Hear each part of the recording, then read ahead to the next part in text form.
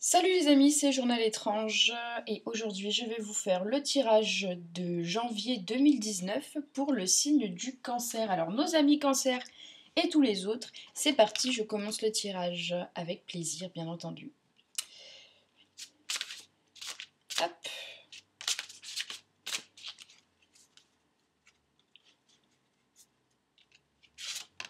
Là. Là.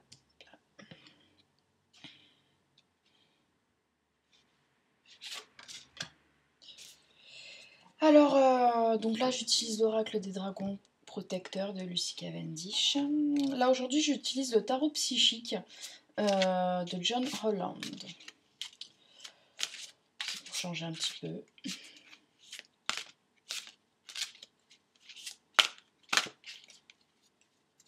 Hop, hop, hop, hop. Tac. Tac. Et tac. Voilà. Et j'utilise aussi pour ce tirage La fleur de vie de Barbara Heider-Rother. Ou Barbara Heider-Rother. Hop.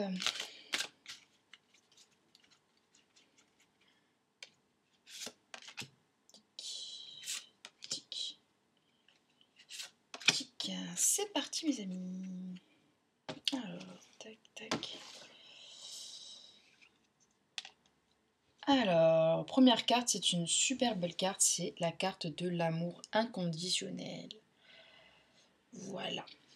Alors, l'amour inconditionnel m'envahit, il me met en relation avec tout l'univers. Donc, comme je vous l'avais dit pour les précédents tirages, donc j'ai fait Bélier, Taureau, Gémeaux précédemment, j'ai vraiment le sentiment que ce mois de janvier est vraiment placé euh, sous l'énergie de l'amour, de la douceur, de la tendresse. J'ai l'impression que c'est vraiment le cas pour tout le monde, hein. Ça se confirme là encore une fois. Alors on a d'un côté la lumière, hein, on a l'amour inconditionnel, et on a l'ombre.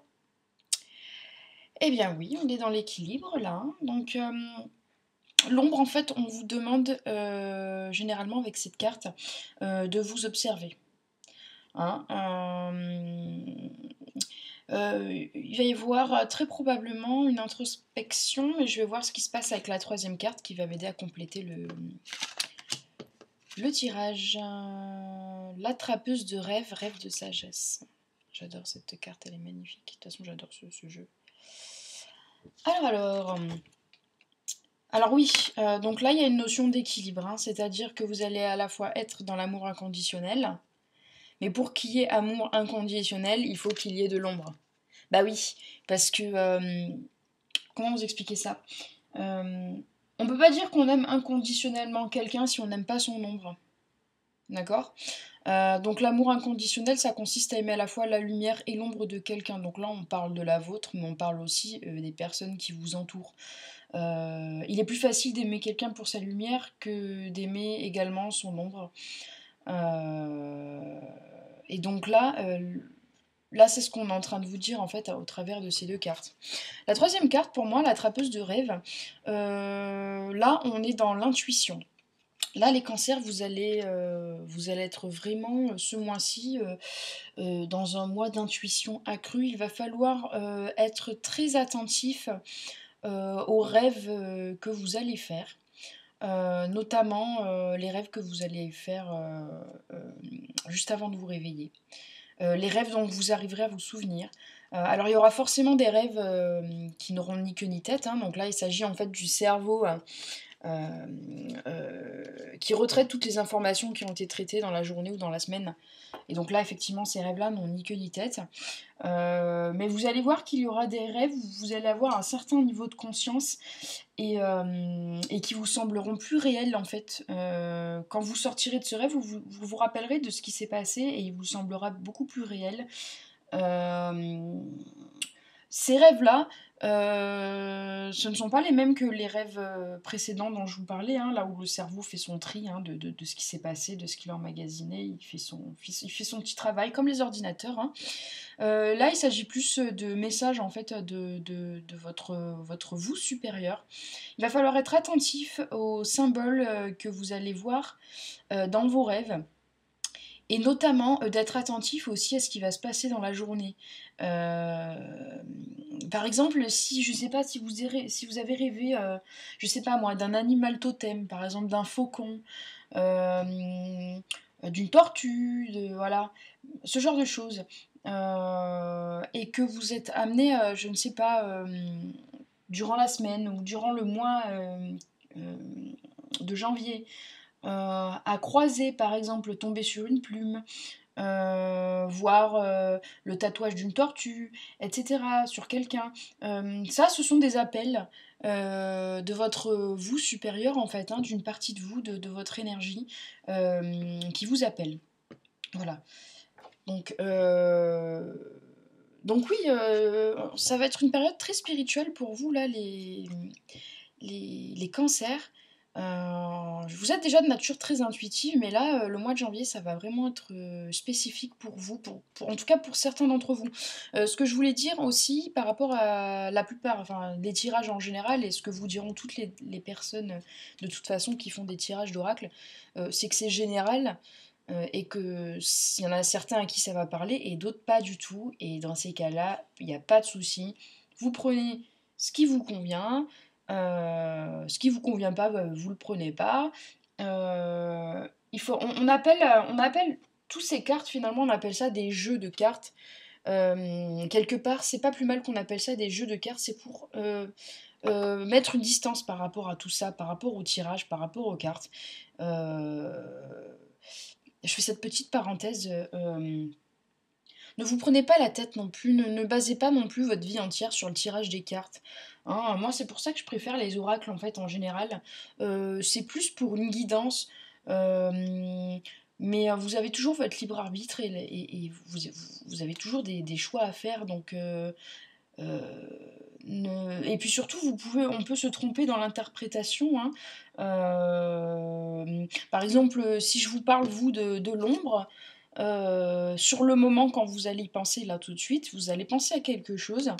Et quand vous allez arriver à la fin du mois de janvier, vous allez revoir la vidéo et vous allez vous dire: ah, mais non, les choses se sont passées ainsi. Et effectivement, cette carte-là a représenté ça. Donc c'est pour ça qu'il faut toujours prendre du recul vis-à-vis des tirages en général. Hein. Voilà.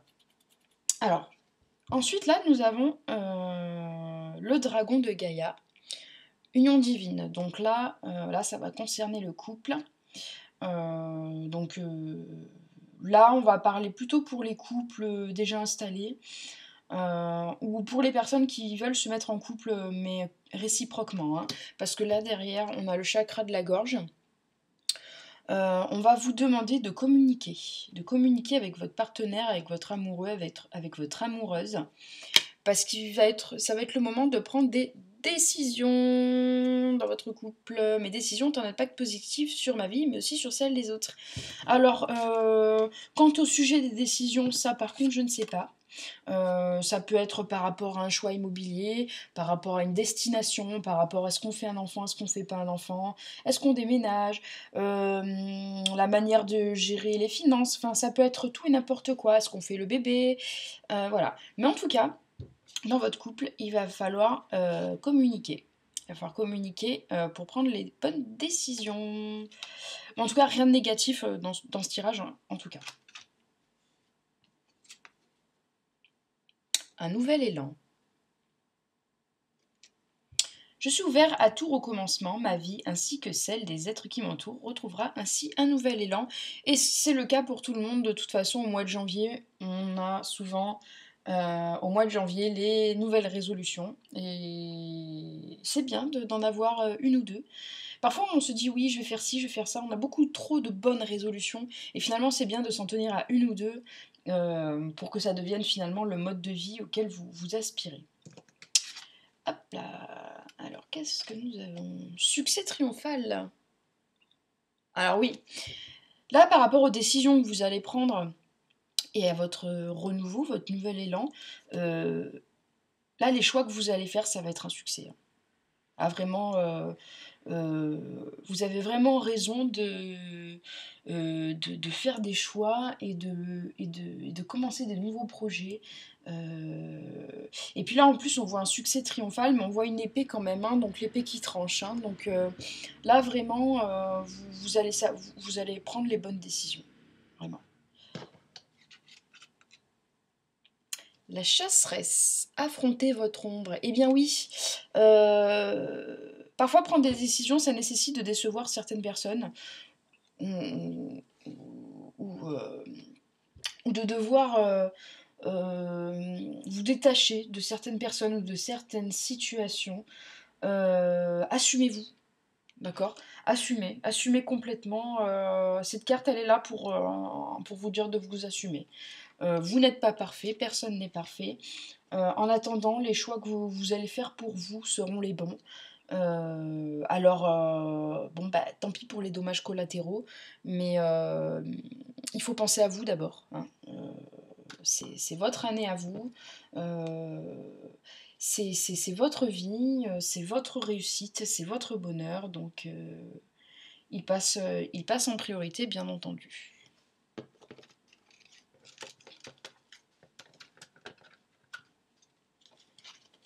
Allez hop, encore un petit tirage pour mes amis les cancers.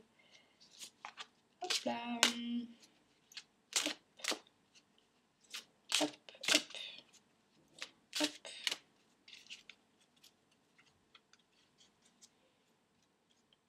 Nos petits amis à carapace, nos amis les cancers. Hop.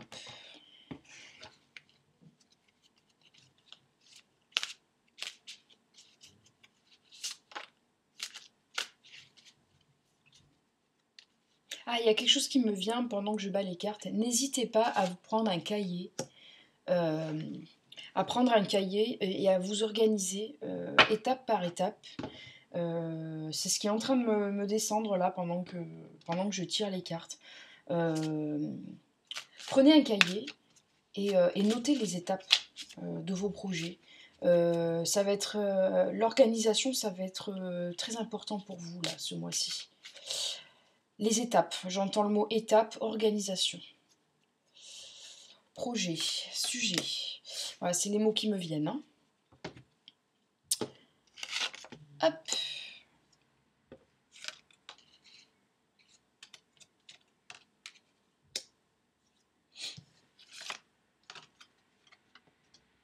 Alors, la dame verte dit gauche. Hein, je ne sais toujours pas le dire. Hein. Voilà, mais c'est la mage verte. Hein, donc, cette mage verte, hein, elle représente à la fois le féminin et le masculin, hein, qui sont alliés ensemble. Donc, je vous ai dit que ça allait être une grande période d'intuition pour vous. Donc là, on vous demande d'être aligné, hein, à ce que vous êtes censé faire. Les décisions que vous devez prendre, en fait, vont être importantes pour vous parce que là, on est dans la mission de vie. Hein. Là, on est dans la mission de vie. Alors là, il y a le chakra du troisième œil. Donc votre troisième œil, en fait, il est situé environ à 1 ou 2 centimètres au-dessus de vos yeux. Hein. Hein, vous prenez le milieu là entre vos deux yeux, vous remontez d'1 centimètre ou 2 à peu près. Et votre troisième œil est situé ici. Alors, le chakra du troisième œil, en fait, le troisième œil, c'est ce qui vous permet la clairvoyance. On a vu dans les cartes précédentes que ça allait être une période de grande intuition, mais également aussi de clairvoyance. Vous allez peut-être percevoir le jeu des personnes, des hypocrites, des mensonges, des réalités qui se profilent, qui se cachent derrière certaines situations. Il ne s'agit pas forcément de mensonges ou de tromperies, mais peut-être de vices cachés qui soient voulus ou pas voulus, ou peut-être se rendre compte aussi de la détresse de quelqu'un. On pourrait peut-être mal juger une personne un peu trop vite. Ou peut-être ouvrir les yeux quant à la situation d'un projet. Le chakra du troisième œil aussi, c'est aussi la clairvoyance, dans le sens où vous allez peut-être, pour les plus intuitifs d'entre vous, ou ceux qui ont commencé déjà l'ouverture de leur troisième œil, hein, à voir peut-être des choses, hein, peut-être vous allez commencer à voir des petites lumières au niveau de votre vue périphérique. Vous allez peut-être commencer à voir des petites choses, des taches lumineuses, des taches blanches, des taches de couleur, peut-être même des ombres. Voilà, votre troisième œil est en train de se réveiller. Ensuite, qu'est-ce que nous avons là? Fixer des limites. Alors, fixer des limites tout en sachant sauvegarder mes propres limites, je suis en relation avec tout. Alors, ce qu'il faut savoir, que ce soit dans le cadre professionnel ou des projets, il va falloir vous fixer des limites, hein, donc l'utilisation d'un cahier pour savoir ce que vous devez faire, le temps imparti pour chaque tâche, le temps imparti pour un projet, etc. Ça va être très important, l'organisation. Fixer des limites de temps, fixer des limites de budget, fixer des limites aussi par rapport à votre vie privée, hein, savoir mener la vie privée, la vie professionnelle, voilà. Mais ça peut également concerner votre intuition et l'ouverture de votre troisième œil. Sachez que quand vous ouvrez une porte dans l'au-delà, vous avez la possibilité de fixer des limites. Bah oui, parce que quand vous ouvrez une porte, la porte, elle fait sortir, mais elle fait rentrer des choses. Hein. Euh, euh, donc, sachez fixer vos limites. Déjà en n'étant pas trop perché, hein, en restant bien les pieds sur terre. Quand vous méditez, toujours être centré dans le cœur, paisible, en paix. Éviter des activités, entre guillemets, de méditation. euh, euh, Lorsque vous êtes... non, pas forcément de méditation, mais je pense aux personnes qui aiment bien le paranormal et qui seraient tentées de communiquer par exemple avec des défunts, ce genre de truc. Ne le faites pas tout seul, faites-le avec des gens qui savent le faire, qui ont l'expérience, faites-vous conseiller, mais ne faites pas ça tout seul à l'aveuglette pour jouer. Parce que le problème quand on commence à voir, c'est qu'on croit qu'on voit tout, alors qu'en fait on se rend compte qu'on ne voit rien, et que nous sommes, nous les petits humains, nous sommes aveugles. On se rend compte que quand on rentre dans ce monde-là, plus on commence à en savoir, plus on se rend compte qu'on ne sait rien. Donc fixez-vous des limites de temps également aussi pour ces moments entre guillemets ésotériques, pour ceux qui ont une vie ésotérique. Euh, Si vous êtes croyant, pratiquez la prière. En tout cas, si vous n'êtes pas croyant, en tout cas, que vous ne croyez pas en quelque chose en particulier, ayez au moins des pensées positives, des méditations guidées positives. Voilà. Fixez vos limites de toute façon, que ce soit dans le monde éthéré, on va dire, ou dans le monde ici, hein, bien dur, dans le monde de tous les jours. Ne vous laissez pas abuser par les collègues, par la famille, par les amis, et fixez-vous vos propres limites surtout. Jusqu'où ai-je envie d'aller? Est-ce que je serais capable de sacrifier ma famille pour un projet qui me tient à cœur? Voilà. Réfléchissez vraiment à ce que vous voulez et à ce que vous êtes prêt à investir pour votre nouveau projet. Voilà. En tout cas, les cancers, ce mois-ci, il y en a pas mal qui vont se découvrir des dons. Il y en a certains qui vont avoir peur. Euh, voilà, alors n'hésitez pas à contacter des personnes en qui vous avez confiance. Euh, Si jamais c'était le cas, si jamais vous vous découvrez des dons, euh, restez. Alors, ne soyez pas dans la dramaturgie, dans l'inquiétude. Commencez pas à regarder des vidéos YouTube pendant toute la nuit, des vidéos qui font peur, etc. Voilà. Ne soyez pas perché, restez centré, hein, restez objectif, évitez d'être trop dans l'émotionnel. Restez même sceptique, hein, quant à ce qui vous arrive, hein, parce que rien ne vous prouve que ce qui vous arrive n'est pas finalement le fruit d'un problème aussi médical. Donc consultez un médecin si vous voyez que votre vue, il se passe quelque chose d'étrange avec votre vue, ou avec vos oreilles, ou voilà.